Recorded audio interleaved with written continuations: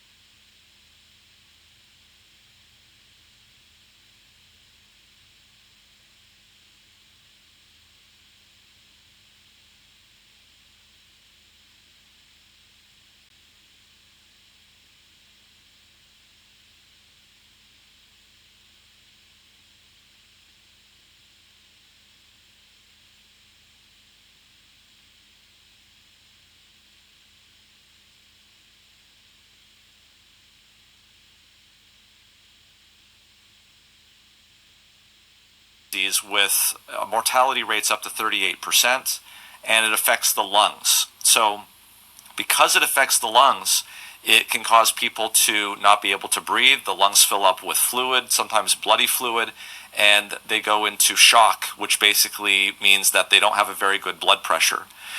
Now, generally speaking, all of this throughout the entire globe, this type of virus is only contracted from the droppings, urine, or saliva from rodents. But there is a very particular strain in South America, specifically in Argentina and Chile, called the Andes version, or the Andes strain of hantavirus, which has been reported back since the 1990s as going from person to person. And as it turns out, there was a ship called the Hondius. This is a ship that went through into the South Pole, and then through the South Atlantic. It left Argentina, in South Argentina, next to the South Pole, on April 1st, and there was a passenger who came down with symptoms on April 6th. Now that's notable because typically the incubation period, the period between when you get infected and show symptoms, is usually more around like a week up to 8 weeks. And so because of this, scientists believe that he may have brought the infection onto the ship. Interestingly, he had visited that area of South America for weeks prior to getting onto that ship, and he was a bird watcher. So he was around in areas that are typical for kind of rare and exotic birds. He's originally from Holland. So he and his wife got onto the ship, and unfortunately he deteriorated rapidly and actually died on the ship, which was very shocking for the people on the ship, especially his wife. And unfortunately, they didn't understand what was going on at this time. They didn't understand that this was a virus. And there was a lot of consoling and close contact with the wife. She became ill herself, and when she was let off with her husband's body, I believe in St. Helena, which ironically is the same island that Napoleon was exiled to, the only way that she could get home was through South Africa. Of course, the airline goes through Johannesburg. So she flew on a plane from the St. Helena to Johannesburg, and then when she was making the connection to get onto the next flight, her illness was rapidly progressing. They could see that on the second flight, and they decided that she would not be able to make that flight. Well, she collapsed in the airport, and by this point, there was a third person who had become ill. He was already there in Johannesburg. They had made the diagnosis of hantavirus at that point, and they were able to quickly trace this back and figure out what had happened.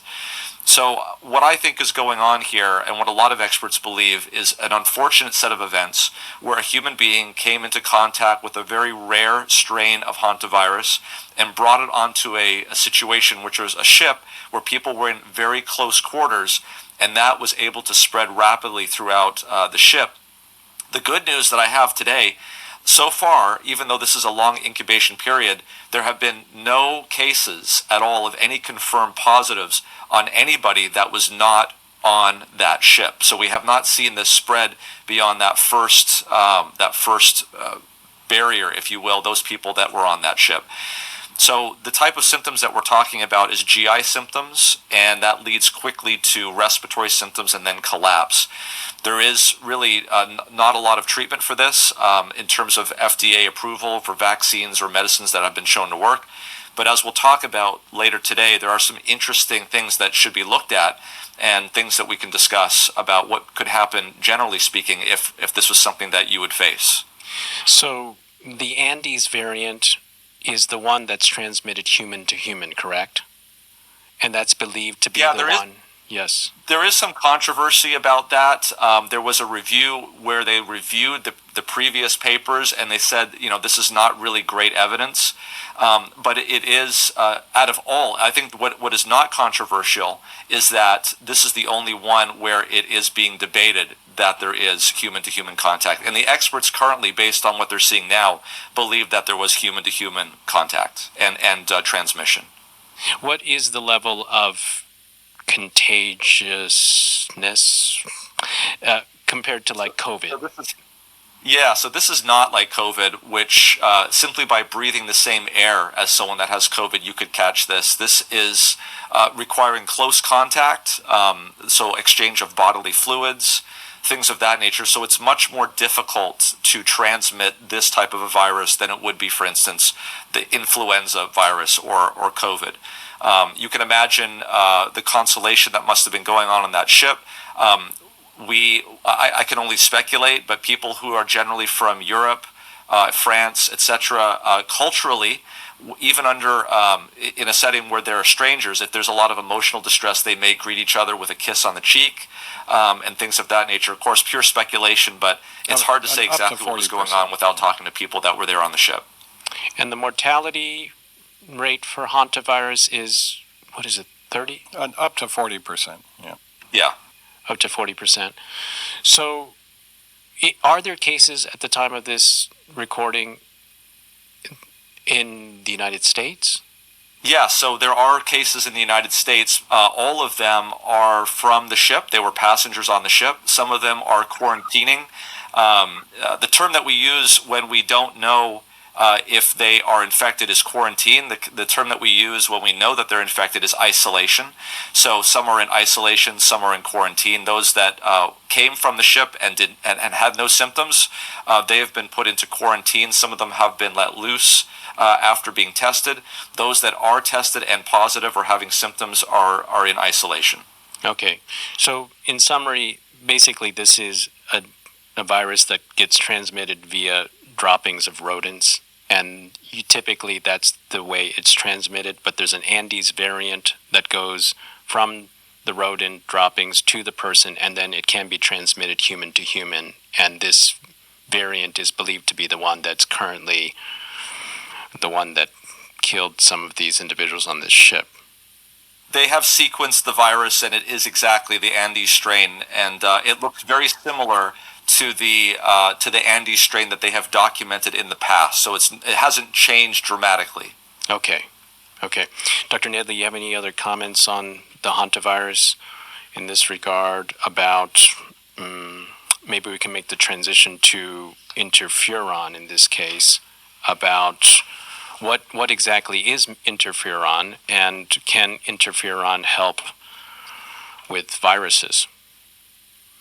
Yeah, so, well, I would mention that, just re-mention what Dr. Seheult said. Some people think this is the new COVID happening, but its contagious rate and how it's transmitted is not going to produce the COVID pandemic-like, effect. So this isn't going to be a repeat of COVID per se. But we really don't know, because it's early on, exactly how many people are going to get this from human to human, etc.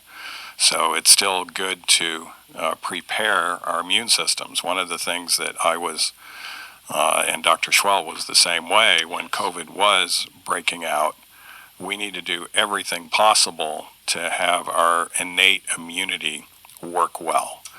And it's the secondary immunity that sometimes causes our own death. And so if our innate immunity is weak, then that's going to be a problem.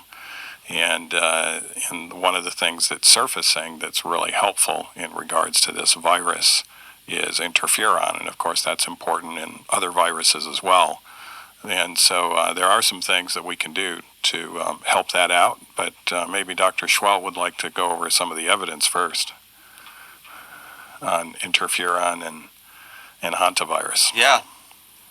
Yeah, so this is something that is a recurring theme. If you look into SARS-CoV-2, the virus that caused the COVID-19 pandemic, if you look into hantavirus, specifically the Andes strain as well, and even if you look into Ebola, and we'll talk about that probably later, all of these viruses that can cause issues in the human body has to have some way of getting around the body's defense mechanisms. Look, our immune system is so well designed that there is no virus that can get by it without disabling our ability to fight it. And interferon, more than any other target, is the one that is targeted the most because it is the most effective and it is the most broad. It's part of the innate immune system. It's the part of your immune system that looks at things generally. So in other words, the virus can mutate and it's still not going to escape interferon. In fact, we can talk about different viruses, and it's still interferon has a great effect. There is a particular gene in hantavirus which is specifically designed to countermeasure against interferon. So interferon is a protein that is essential.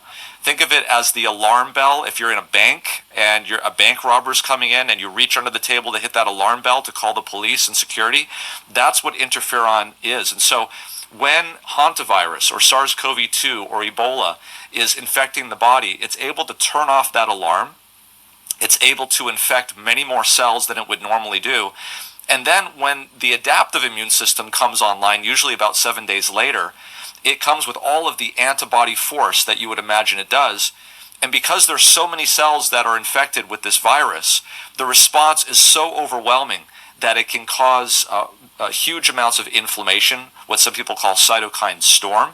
And this is really what causes, as Dr. Nedley mentioned, the secondary attack on the immune system. So really what we should be doing is focusing on ways that we can increase our ability to make our own interferon. I'll just tell you one brief study, and then I'll ask Dr. Nedley to join in. There was a study that was done, and it was published in the New England Journal of Medicine, so one of the top medical journals. And this was a study that was done in SARS-CoV-2, where they took a single subcutaneous injection of interferon.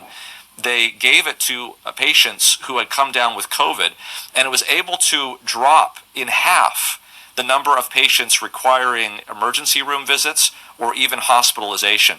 Now, I say that was just one subcutaneous injection of interferon, and it had that much of an effect in reducing the negative effects of COVID. But we know that there are ways of increasing our own interferon levels, and I'll ask Dr. Nedley to jump in.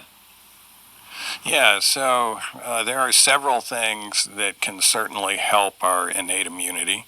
And as mentioned, interferon's part of the innate immunity. But I'd like to, before actually specifically going into that, talk a little bit of review on COVID. And Dr. Seheult, feel free to jump in here. But we know that very few people died of COVID alone.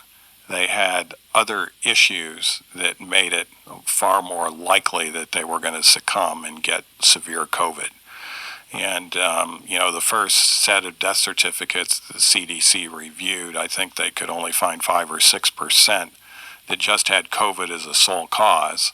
And even out of those are just filled out by doctors. There was a wondering whether the doctors were too much in a hurry because there were so many COVID deaths that they weren't putting the other secondary causes there. So it might be even less than that. But then there was a study that the CDC also highlighted in regards to admission to the hospital. So when you get admitted to the hospital, it's more than just mild COVID. We're talking moderate to severe. And they looked at the comorbidities there. And those comorbidities revealed something that hadn't been revealed before. And that is, we all knew that obesity was something that does seem to hurt viral immunity. We knew that with the flu. We knew that with COVID. And the media was even broadcasting obesity as being a major comorbidity. But this one they didn't really broadcast. And it turns out almost the same as obesity was anxiety. Anxiety does suppress the immune system significantly, even through its neuroimmunology pathways. And the more anxious people were in regards to COVID before contraction, the higher the likelihood that they were actually going to die from it. And of course, you might imagine why the media could be conflicted about that, because so much of what they were doing was increasing anxiety and maybe adding to it. Now, we need to be informed, we need to be intelligent about it, so we do need to have that information to help us, but they weren't telling people what they could actually do to help their own innate immunity. And that part was being left out, so it just looked like total victimization and random killings, and that would be, of course, causing anyone that's focusing in on the news concern and increasing their anxiety levels. And so when we're talking about these things, we're actually talking about things that can help your innate immunity. And what we're not trying to do is cause anxiety for you in thinking that there is really nothing that you can do. But one of those areas that we have found that particularly help interferon is fever. We have tended to, when individuals get fevers in the hospital and other places, we have a tendency to give Tylenol and to try to lower the fever. Obviously, it makes them feel better, but it's actually hurting the interferon response and the innate immunity. Now, there are times when we do want to lower the body temperature, and if it's a child, you can get febrile-induced seizures and things like that. But adults don't normally have febrile seizures, and even fevers up to 104 can certainly increase your interferon levels significantly. In fact, Dr. Seheult, is there kind of what would you say that effect is in regards to how high the fever is and how much interferon we produce? Well, there's two studies that really inform my thoughts on that. There was one study that showed that when they took lymphocytes out of the body, they put it onto a petri dish, and they tricked the lymphocytes into thinking that there was an infection there by adding something called LPS, lipopolysaccharide. They were able to elicit a 10-fold response in interferon by taking the temperature up to 39 degrees Celsius. So that is approximately 102.7. However, there was a much more in vivo model that was looked at in hamsters, and they, by the way, have exactly the same temperature as we do as humans, so it was quite interesting. There is the regulation of interferon is known as the STAT-JAK pathway, STAT-JAK2 basically, and what they were able to show at each of the regulatory points, simply going from 37 degrees Celsius to 38 degrees Celsius, which, by the way, is approximately 98.6 to 100.4, which is what we call a fever, that was enough to dramatically increase the throughput and the production of interferon. So even reducing a fever, a low-grade fever, that is between 98.6 and 100.4, can actually reduce the amount of interferon. So we don't have to, 2 points, we don't have to increase the temperature that much, apparently, to get that kind of a response. And number two, even the artificial reduction, a little bit, even at a low-grade fever, can have a dramatic response in terms of reducing the amount of interferon. So let me just see if I can summarize. Interferon is a critical part of the innate immune system, and viruses are kind of engineered in a way to shut down the interferon channel so that they can do what they do. And even a moderate degree in temperature raising increases the level of interferon. Is that what I'm hearing? Absolutely. Like 1 degree Celsius can dramatically increase the levels of interferon in the body. I see. So I think of my kids, when they get fever, they don't like it, and it's a temptation as a parent to run to the Tylenol and ibuprofen because you want them to feel better. So what you're saying is, for low-grade fevers, even up to 104, it's actually a good thing that the body's raising the temperature. And is it slowing down the recovery process if we give them Tylenol for a low-grade fever? Yeah, there are studies that have shown, and of course this is not direct randomized controlled trials, but they have studies that have associated the reduction of temperature with Tylenol to increasing the length of the infection. It has even also increased the risk of pneumonia complications, such as an empyema. That's where pus is basically around the lung. There's well-documented cases of this. We have to balance that on the other side. There are people that we would be concerned about if they had very high fevers. So whenever you raise the body temperature, your metabolism speeds up, your heart rate speeds up. So we've got to be careful there with people who might have arrhythmias. People might have seizures if the temperature goes up. I have never personally seen a problem up to 102 degrees, maybe even 103. I think once you get beyond that, you may be into a zone there where you have to be careful. Okay. So again, none of this is medical advice because a lot of this depends on the individual, who they are, and whether or not they can tolerate this type of temperature. Yes, disclaimer, please consult with your doctor. So they said 101, 102, and then it's relatively safe, but please consult your doctor. 103, 104 is more dangerous. We actually have induced 104 degrees fevers here in order to try to get a response. So it's called fever therapy. Wow. There are people that have severe chronic fatigue. I had a patient recently that came through our program, and it was our depression and anxiety recovery program, severe fatigue, which was one of the symptoms of depression. I see. Apathy, couldn't hold a job anymore. And, of course, we leave no stone unturned, and we found out that she did have a chronic Epstein-Barr viral infection. And so we have treated that with fever therapy in the past, and we gave her that option. And she said, I'd like to start now in the depression and anxiety recovery program. Let's just do that. Well, there is a risk, as Dr. Seheult mentions, because when you have 104 degrees fever, even though it might be 20 minutes, it'll wipe you out the rest of the day. So it didn't really help her energy during that time. Now, the next day, she would recover and be able to do very well. But the chronic EBV infection was totally eradicated. She came out of this program just on fire and excited as far as her energy level, got her job back, all of those things. But she credits the fever therapy. She had been to other doctors about this, etc. But just every other day, inducing 20 minutes, 104-degree fever, made a big difference in her life with just 4 or 5 treatments. How do you induce a fever? Well, you warm them up with gradual increase in the warm water. Oh, so you put them in water. You put them in water, yeah. You could also use a sauna. Okay, so how hot would the water want to be if I wanted to do that at home and I wanted to raise my body temperature to get the interferon? Yeah, well, you have to be careful there as well, right?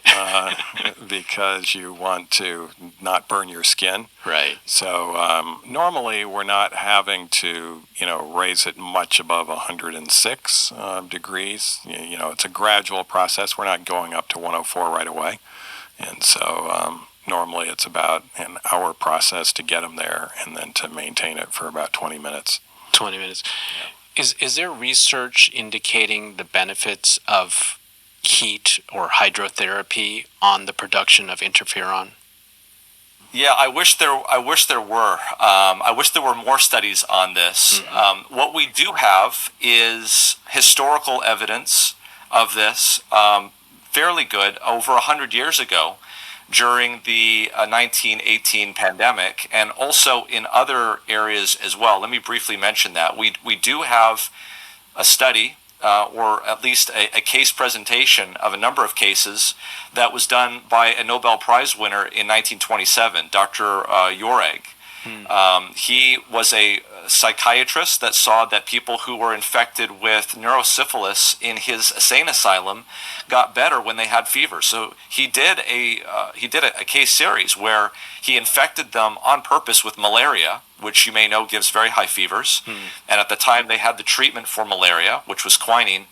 And after several attempts or several days of this, these patients got high fevers, and the neurosyphilis, which honestly is a bacterial infection that we treat today with penicillin. This is before penicillin.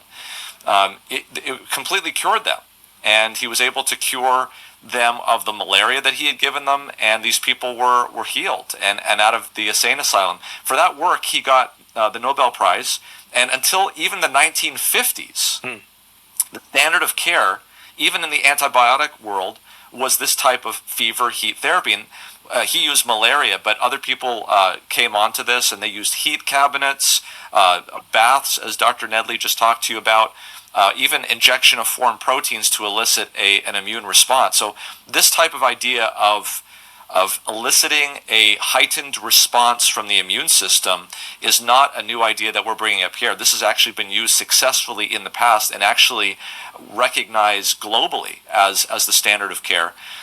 There was a nice write-up that was done by Wells Rubel, who was the medical director of the New England Sanitarium, and he pooled data from the 10 sanitariums in the Northeast of the United States during 1918, and he published in a periodical called Life and Health, May 1st, 1919, what his results were using simple hydrotherapy and rational therapy, that he called it, and he compared it to the state-of-the-art army hospitals, which were using the new medication that had been discovered by Bayer called aspirin. And their recovery rates there, they had about a sixth the case fatality rate in the sanitariums. And the major reason was this. You know, if someone came down with pneumonia in either of those places, either the sanitarium or the army hospital, the mortality rate was 40 to 50%. And it didn't matter where you were because they didn't have antibiotics. Where the real key was, and this was demonstrated very clearly by Wells Rubel's write-up, was at the beginning of the illness. If they quickly got on it and they gave the hydrotherapy, the number of patients that went on to develop the deadly secondary pneumonia was much reduced compared to what they were experiencing in the army hospitals. So we've seen the data historically. We've seen the data in multiple diseases. We have now the benchtop studies that show, in fact, how the heat therapy works. And we know for a fact that this very same protein, which is interferon, is integral in what the viruses do to cripple us. I think it would be wonderful to do a randomized placebo-controlled trial, or at least an open label trial, where we could see whether or not this type of therapy works in people who have this disease. I used to live in Arkansas, and I would visit hot springs, and there's quite a few of these bathhouses that are there, and I was surprised that the U.S. government put in an army hospital. It's no longer functioning right now, but they put an army hospital right there next to the hot springs. And it was surprising the notable individuals that would visit those hot springs for treatment. It seemed like hydrotherapy was a lot more practiced in medical circles, and it seems like the proliferation of antibiotics has kind of caused us to shift away from that paradigm. Yeah, it's like Dr. Nedley said earlier in the program, when we have a problem, we need to bring everything to the table. Here's an analogy. If I'm a plumber and I'm going to a house where there's a leak and I don't know if they have electricity or not, I'm going to bring my power tools and I'm also going to bring my hand tools. I don't know what I'm going to expect, but if I don't have those tools with me, then I'm not going to be able to use them. I see. So how much increase of interferon are we looking at? Let's say, hypothetically, 1 degree Celsius increase in body temperature. Have there been studies showing how much of increase in interferon that we have as a result?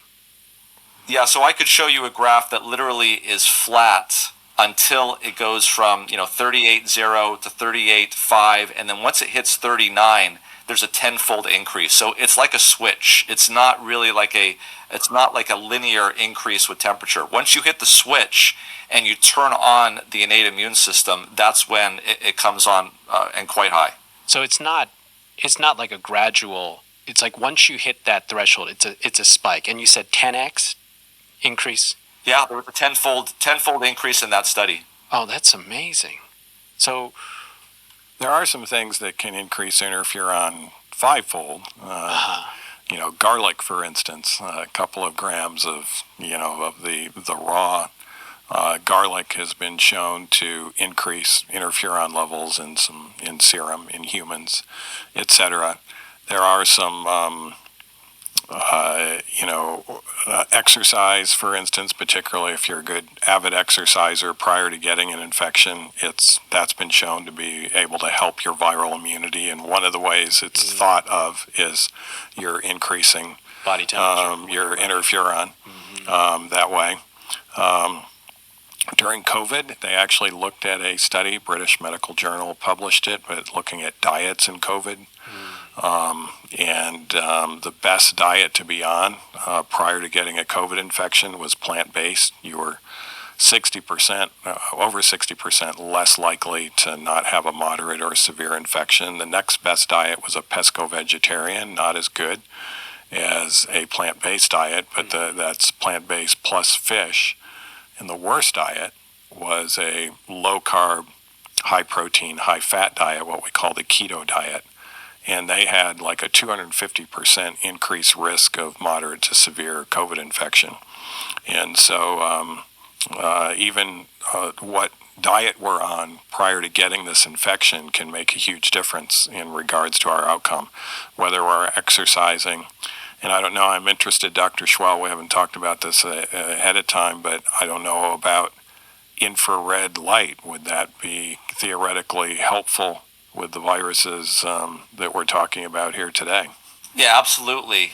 So there is another switch that turns on and off inflammation called the toll-like receptor 4. And toll-like receptor 4, we know for a fact that infrared light, which can actually penetrate into the body deeply and actually has been shown to come out the other side in a paper that was published by Glenn Jeffrey just last year in Nature Scientific Reports. There's a paper that shows that infrared light can actually shut down toll-like receptor 4 and the inflammation that is associated with toll-like receptor 4. So this was a very interesting hypothesis, and they wanted to know whether or not infrared light could help outcomes in COVID. And they did a randomized placebo-controlled trial in 30 patients in Brazil. They built a jacket with infrared light inside, and they gave it to them only 15 minutes a day. And it was a very low level of infrared light. Of course, they couldn't see it because it was out of the visible spectrum. But those patients that got this infrared light could, over a period of 7 days, at the end, they could breathe better, their oxygen improved more quickly, their heart rates and respiratory rates normalized faster. But the most amazing statistic was that instead of spending an average of 12 days in the hospital, which is what those patients that had the jackets on but didn't have it turned on spent, those that had it turned on spent only 8 days. So there was a reduction of hospitalization of 4 days. Now, this is just not a one-off. There's another study looking at people in the intensive care unit regardless of their diagnosis. So in other words, these are people there for whatever reason in the intensive care unit. When they got infrared light, they also were out of the unit 30% faster than those that did not get the infrared light. So this, I believe we have evidence that shows that infrared light improves on inflammation, and I think we also have evidence that this is not specific to just COVID-19. I see. So is there any virus that is not affected by interferon? How effective is interferon against viruses? Well, I'll just say this. Dr. Nedley just gave us an example of a single patient that had Epstein-Barr, and it seemed that the hydrotherapy, probably through other mechanisms as well, but certainly through interferon, seemed to do wonders there. I'll remind the audience that it wasn't too long ago that the actual standard of care for chronic hepatitis C infection, by the way, this is an infection that we were not able to ever cure. We always thought that this would be a chronic infection, but we were able to cure people of chronic hepatitis C with prolonged interferon administration. Wow. So I think that interferon is quite amazing. I see. So when we talk about innate immunity, that is in contrast to another type of immunity? What's the other type again? I forgot. Yeah, adaptive immunity. And this is immunity. the immunity that we were all became familiar with when we started to talk about vaccines, because this is the part of the immunity that is it takes time for it to rev up. You've got, and this is the most amazing thing that I learned in medical school when I learned this. Inside of your body at birth, you have all of the lymphocytes that you will ever need, that you will need to have to encounter any foreign protein that you will ever have in your body for the rest of your life. And what happens here, imagine they're in a warehouse, like an Amazon warehouse stored away somewhere. When the viral protein comes into your body, whatever it is, there is a registration system that occurs through T cells and all sorts of complex mechanisms that goes through the warehouse to find that one cell that can neutralize this one protein. And so that takes about 7 days to find it, to amplify it, to clone it, to give it the amount of cells, copies that it needs to mount a response. If you want to think about it this way, think about the innate immune system as the Air Force. They're in there very quickly. They can hit some targets. They can immobilize the enemy. But it's not really going to do the ground job that you need to do to mop up an infection. The adaptive immunity is like the army that marches in. It's the boots on the ground, and it takes time for that to happen. You can see that if you don't have a good Air Force, that the job of the army is going to be much bigger, and there's going to be a lot more fatalities if you don't have a good Air Force. And that's exactly what happens in these viral infections when you don't have a good innate immune response, and then 7 days later you have this massive inflammatory reaction where things are being destroyed on the ground, if you will. The boots on the ground cause a lot of damage, and that's what ends people up in the ICU. I see. So sometimes it's called the secondary immunity. You have your front lines, right? So which is your innate immunity. And right. then the adaptive is the secondary. I see. So if you have like a baseline of interferon before the infection, the analogy is like your Air Force is in a lot better shape to deal with the infection. Right. What about if you're already getting symptoms? Can you do something like hydro, increase your body temperature to help you recover quicker? Absolutely. Okay. Yeah. When you start getting these symptoms, that would be the time. Okay. Yeah. Yeah, and that's important to highlight, because really the symptoms, if you think about it, so when we were putting people on interferon for hepatitis C, and you were to ask them, how do you feel? They would say, I feel like I've got the flu. The interferon itself causes these flu-like symptoms, and that's the issue that we have, is that all of these viruses, whether it be COVID or hantavirus or Ebola, they all cause some degree of interferon elevation, but not that bad. And so if you were to talk to some of these people that get hantavirus or Ebola, they'll have these feelings like a general flu for some period of time, and it goes on for a week or maybe even 2 weeks, and then all of a sudden the crash happens. Mm-hmm. And that's when the secondary or adaptive immune system comes on. So what's going on there is that the innate immune system is sort of limping along, and it's causing some symptoms, but it's not able to do what it really needs to do. This is why I really advocate for people, if you feel something coming on, you have no idea what that thing is. Mm-hmm. And really, you should treat it as if it is, a serious condition. This is the reason why I personally, whenever I feel like I'm coming down with something, I try to stop it immediately as possible. And that's when I jump into the hot tub or a sauna. And I may even do contrast showers on a regular basis. I know we talked about that. Dr. Nedley talked about the contrast showers, and specifically the protocol that they have there at Weimar University, where I was doing this because your infection is going to start before you even know it. And so if you're doing something, especially when there's a high risk of transmission of a virus, this is something that I think could be done fairly easily. Okay. Is there a resource they can go to? And I think we can put it in the notes section, a link to a New Start place where they can do hydrotherapy. But Dr. Seheult, I saw on MedCram you mentioned another resource. It was like an encyclopedia of hydro, where they use some of the things from so Dr. I believe it's traditionalhydrotherapy.com. I could be wrong. It could be traditionalhydrotherapy.org, but try either one. So Bruce Thompson, who is a physiotherapist in Australia, has really dedicated his whole life looking at the protocols of John Harvey Kellogg, who was the medical director of the Paddle Creek Sanitarium, and really a major innovator in this type of therapy. He wrote, in fact, a 1,000-page book on hydrotherapy. So what Bruce has done is gone through and looked at all of these protocols, and he's categorized them on the website.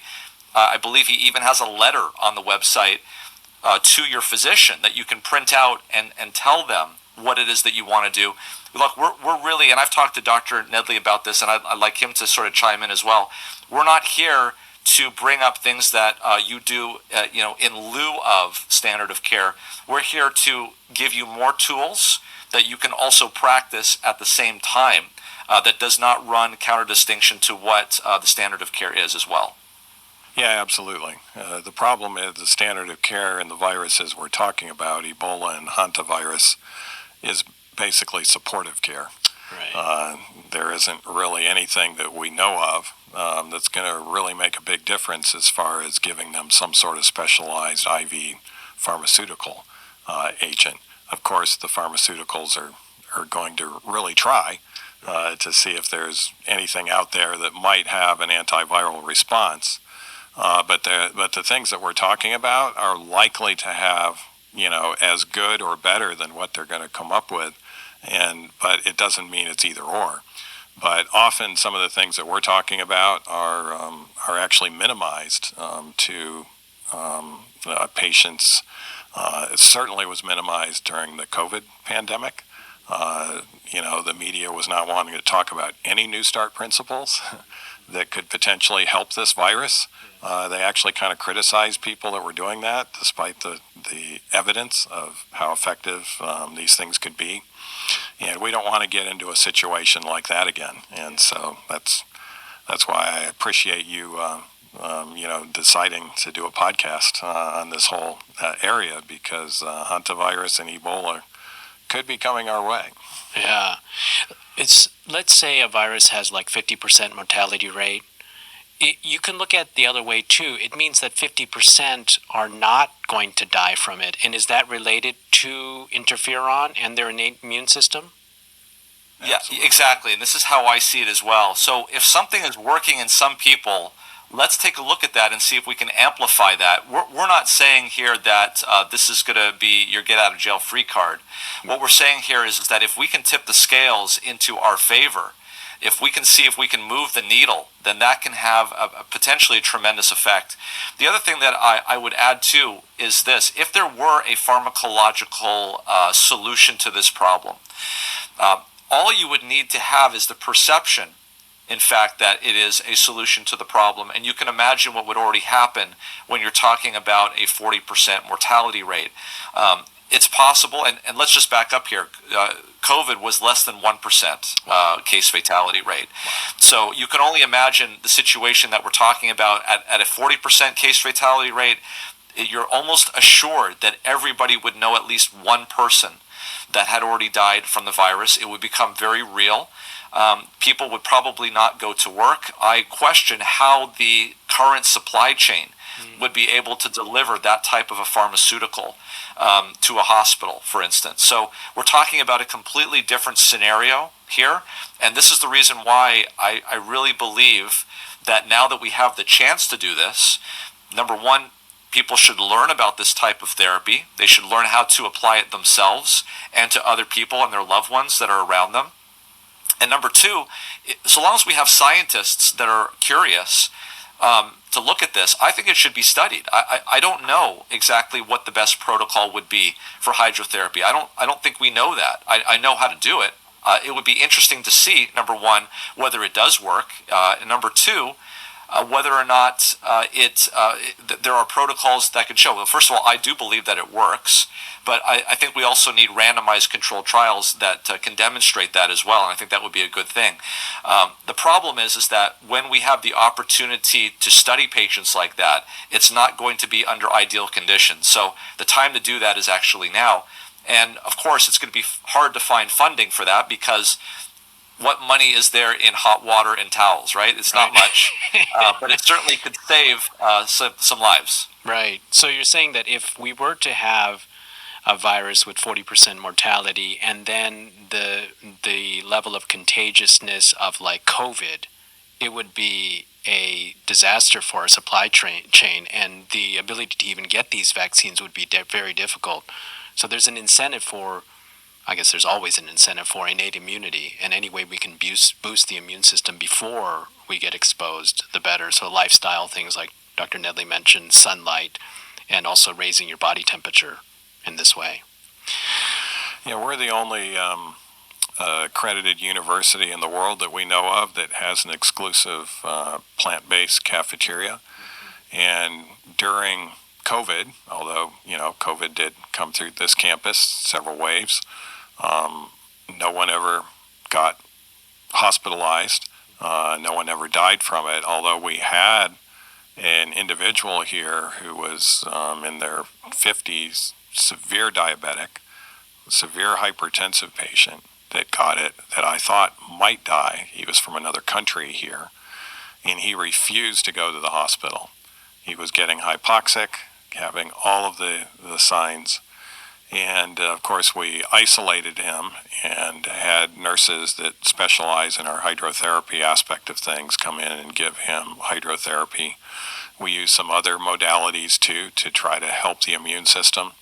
But with the hydrotherapy aspects, he will credit that, those nurses coming in and giving him hydro. Wow. He completely turned around. He recovered.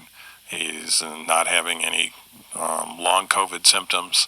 He's very effective and productive, and he credits the fact that he came to Weimar during that pandemic. He thinks if he had been anywhere else and got it with all of his comorbidities, he was obese as well, with all of those comorbidities, that he would have likely lost his life. Yes. And so there's evidence. I know it's just case reports and those sorts of things, but there's solid evidence that what we're talking about could be very helpful in the next viral pandemic. Wow. And Dr. Nedley's story just reminds me of another story as well. This was the Hutchinson Seventh-day Adventist Seminary during the 1918 pandemic, where everybody was under one roof. If you can imagine a nightmare for influenza and how fast it would go, literally all of the students were housed into one building at the seminary, and they held about 120 students. 60 or 90 of them came down with symptoms, and there was a wonderful report that was written up about what they did and the fact that not a single student, and this is at a time, by the way, where literally millions were being swept into the grave, not a single student at that institution became what we would call severely ill. One of the major things that they did at that institution was hydrotherapy. And at the end of the article, they did exactly what Dr. Nedley did. They thanked the wonderful staff that prepared the what they call the fomentations, and documented this as an amazing story about what happened there in Hutchinson, Minnesota. Wow. So increasing your body temperature 1 degree Celsius, 10 times more interferon as a result, and you can raise that through water hydrotherapy. Let's talk about Ebola. This puts the fear in people. When you mention Ebola, what is Ebola and why does it generate such intense fear globally? Yeah, so this is a virus. Actually, there's a number of viruses that can cause Ebola. So Ebola is a disease, but there's a number of viruses in that family. The ones that we're used to is the Zaire Ebola virus. There's the Sudan Ebola virus. This one that we're seeing currently here in early to mid 2026 is the Bundibugyo virus that's causing it. That's important to understand, because if you do research on Ebola on the internet, you might find things that say, oh, there's a monoclonal antibody, there's a vaccine for it. Unfortunately, those treatments and interventions are not for this current virus, it's for the Zaire virus. So for the one that's currently going on right now in northeastern Congo and into Uganda, this is one that really we have no treatment for. It's purely supportive therapy. The numbers are growing every day. The last I heard yesterday, it was 88 dead with 300 possible suspected infections. It's now gone much over that, and it's growing. And the experts that have dealt with this before are telling us that they believe that this is actually far bigger than they have actually accounted for. There are probably some subacute infections. The incubation period here is anywhere from 2 days to 3 weeks. So this is a fairly quick. It's very large, and again, the mortality rate is somewhere around where hantavirus is, so 30 to 50%. But again, if you look at the data, again, it affects the interferon system. It suppresses it, and it's able to get a foothold and do its dirty work. What typically happens is you feel myalgias. for days to weeks, and then it descends very quickly into basically bleeding and bruising. You go into like a DIC, which stands for diffuse intravascular coagulation, where basically the clotting system doesn't work very well, and people pass away and die. As I understand, there is a missionary, a United States American missionary, that has come down and has tested positive. He is now in the UK. In Germany, and they're treating him there, as well as isolating and quarantining his family, his wife, and they have 4 kids. So this is a situation where, in fact, the State Department has stopped flights that are coming from that area, that region of the world, to the United States. And of course, this is happening at a time when literally the whole world is going to be descending upon North America because of the World Cup that's coming up shortly. And so there's a lot of things that are in play right now. You're also having the issue with jet fuel shortages because of the issue going on in the Strait of Hormuz. So a lot of things are happening all at the same time. So how contagious is Ebola? Because I remember looking at videos at the last outbreak a few years ago. These people look like they're in hazmat suits. It looks like it's radioactive. They're all suited up. It seems like it's highly contagious. Well, I was going to say it's not quite the contagious level, to my knowledge, in regards to COVID, because you have to have those body secretions that are changed, and so I don't know of any airborne Ebola, and so this would be body contact. So from the stool itself, having sexual relations with someone with Ebola would be high risk. Where you're sharing secretions by deep kissing, things of this nature are going to be spreading it, but not just being in the same room with an Ebola patient per se. Is that your understanding as well, Roger? Yeah, exactly. One of the biggest risks that they are seeing here is that as the patient dies and the family is preparing the body, that's when they are coming into contact with the bodily fluids and getting transmission, unfortunately. So the body is dead, but the virus particles are still infectious in the body fluids. Yeah, and this is, I believe, the 17th Ebola outbreak that they've had in this part of the world. This is interesting because this type of virus is not the type of virus that the natural reservoir for this particular virus, by the way, is in actually fruit bats. And there is mining going on in this area. So the spillover event could very well be that there were fruit bats in a cave, and somebody got infected, and this is well known to go human to human, as we know. But again, this is just pure speculation. We know that the natural reservoir for this virus are in fruit bats, and of course those bats, are they being eaten? Is there a natural spillover?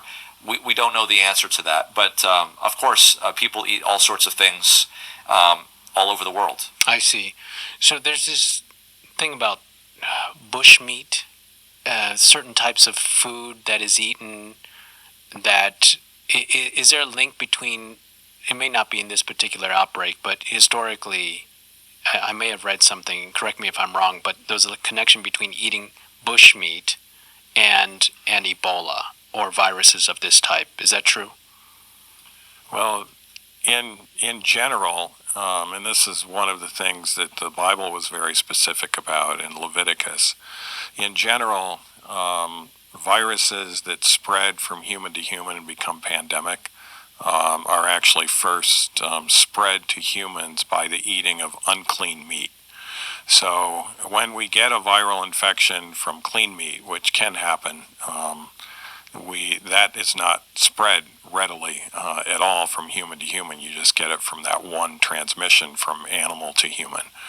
But with unclean meat, it's a whole different aspect. The whole flu pandemic that was talked about earlier, that was a pig source originally. AIDS was a monkey source. These are unclean animals, either eating monkey or having sex with monkey. And bats in Ebola, that was SARS-1. They actually traced it to a civet cat. And And so these are unclean meats. The Wuhan virus, I don't know if you've seen anything else to counteract what I'm saying here, Dr. Seheult, but Wuhan, they're not sure. It could have been from the wet market. They haven't traced it back to that. But it also could have been produced in a laboratory, but that's not confirmed either. And so, one of the biblical imperatives, if this could actually go worldwide, would really prevent the next pandemic. And I know we spend billions upon billions of dollars to try to contain pandemics when they come about. And actually just educating the public on this and enforcing World Health Organization measures in regards to what we're eating. We don't need unclean meat in order to survive, and it is a reservoir for potentially the next pandemic. I think we could go leaps and bounds ahead in not being able to be as fearful in regards to these pandemics. So yes, it was probably a fruit bat that was eaten. I know the one of the Ebola outbreaks, they could even trace it to the young man who did that, etc. And so this is something I think the public is totally uneducated about, and I think it would be worthwhile for all of us to follow that biblical imperative in regards to protecting each other. I would call it a much more responsible way of eating, is to stay away from unclean meats. And that's just for clarification for those that may be watching. We're talking about Leviticus chapter 11 and the distinction between clean and unclean meat. And we're not talking about meat that's been washed versus unwashed, but we're talking about meat that was considered by God to be permissible.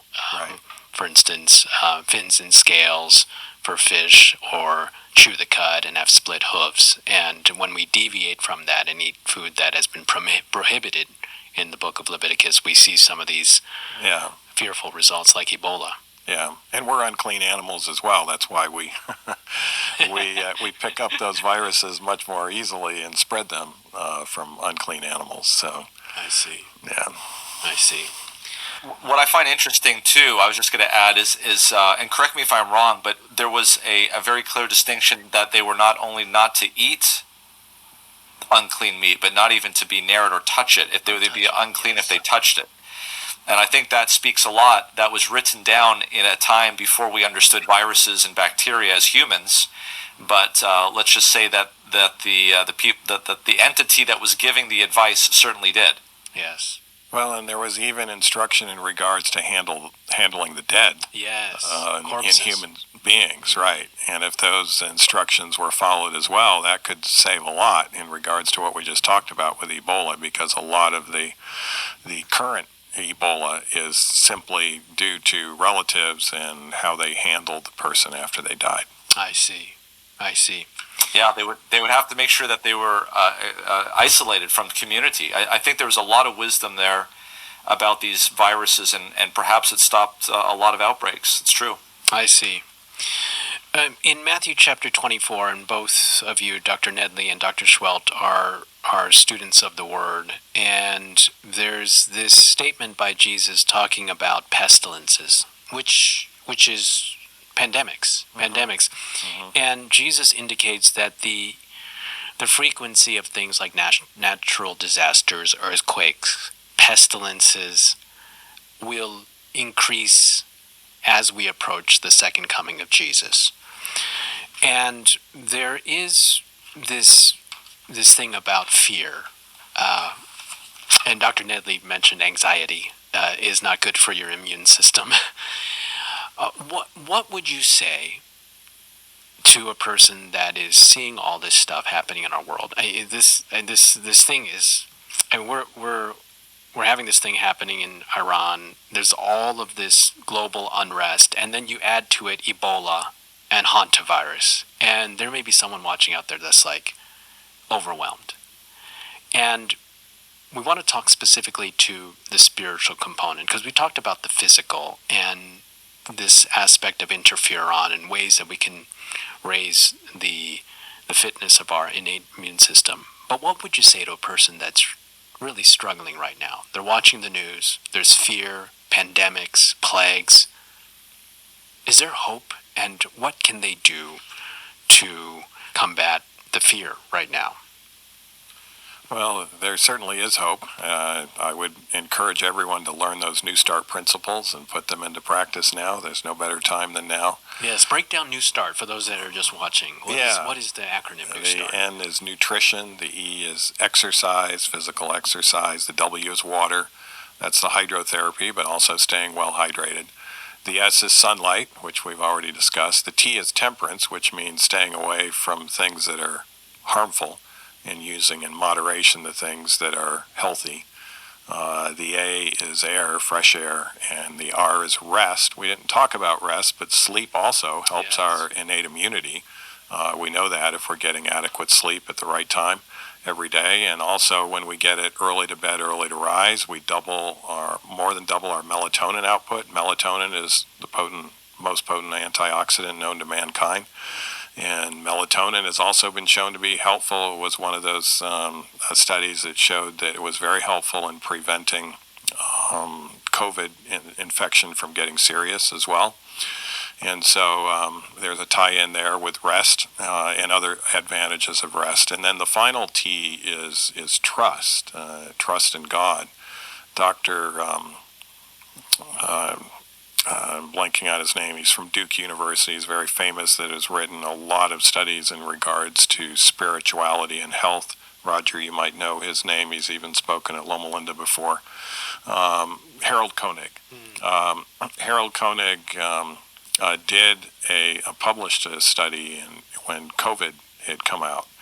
And he mentioned that one of the most powerful things we can do to help our immunity is to have a spiritual life of trust and love. He particularly quoted Galatians: love, joy, peace, long-suffering. Building up those godly character strengths in our life can actually help us greatly in regards to the next pandemic, because it also helps us not to, have that fear. And the Bible tells us perfect love casts out fear. And so that's an antidote that's very helpful to really have our immune system, innate immunity, be at its top level. Yes. Dr. Seheult, any closing words here? Yeah, no, this is really important. We know studies have been done looking at people who have anxieties, people who specifically fear death in the intensive care unit. This is the population that I treat. That when they forgive, this is an interesting study that was done by Krauss at a University of Texas. He asked people whether or not they forgave conditionally or unconditionally. And the people that forgave conditionally were those people that forgave only when something was done for them, versus those that forgave unconditionally. Well, when he looked at those two populations, people who forgave unconditionally had better health outcomes, less anxiety, and better wellness, less anxiety of death in the intensive care unit. So then he dug even deeper. He wanted to ask this question: well, what determines if somebody is going to forgive conditionally or unconditionally? And the simple answer that stuck out in the study was this: if they feel that they are forgiven by God, if they know that they are forgiven by God, they're much more likely to forgive others unconditionally. And so here we see this idea that trust in God, that trust in His forgiveness and His ability to whatever the circumstances that you're in, to hold you through. That kind of trust comes with experience, and it also comes by faith. So faith and experience in the trusting of God is key, and we're finding out that has a very large effect.